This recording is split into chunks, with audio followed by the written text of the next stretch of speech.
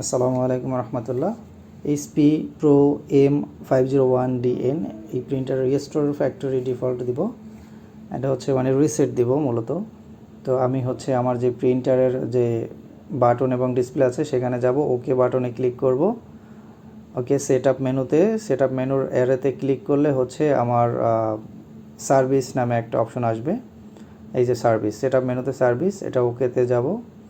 Okay click করার পর এখান থেকে আমি আবার হচ্ছে ডিফল্ট রিস্টোর যেখানে আছে সেখানে যাব, ফ্রেমওয়ার্ক ডেটা কোড, এরপরই হচ্ছে এই যে রিস্টোর ডিফল্টস, এইটা মূলত আমার ওকে দিতে হবে। তাহলে আমার প্রিন্টারটা নতুন করে রিসেট হয়ে যাবে।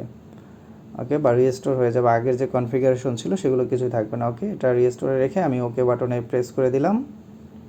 একটু সময় নেবে এটা অন হতে, যেহেতু সে রিসেট হচ্ছে।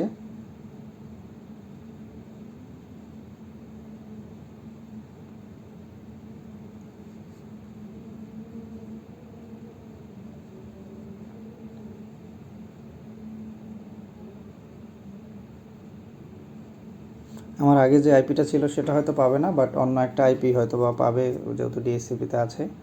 বাট আমি এটা ম্যানুয়ালি আইপি বসাই দিব, কনফিগার করে দিব। ওকে, ইনিশিয়ালাইজ।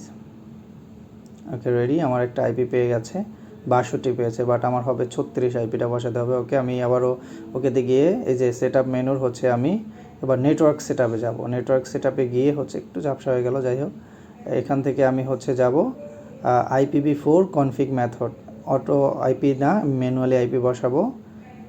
ওকে, এখানে আমি হচ্ছে যে আইপিগুলো আমার দেওয়া আছে এটা থাকবে না, শুধু লাস্টে আমার 36 হবে, 62-র পরিবর্তে আমি সেটাই বসাচ্ছি। 192.168.106.036। ওকে, এটা ওকে দিয়ে দিব। ওকে দেওয়ার পরে ইয়েস দিব। এরপর আমার সাবনেট মাস্ক বসিয়ে দেব 255.255.255.0.0.0. ওকে, ওকে দিয়ে দিব,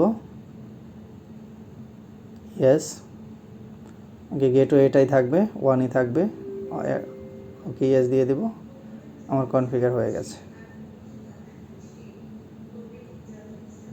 thank you guys, thank you watching for this video. আসসালামু আলাইকুম রহমতুল্লাহ।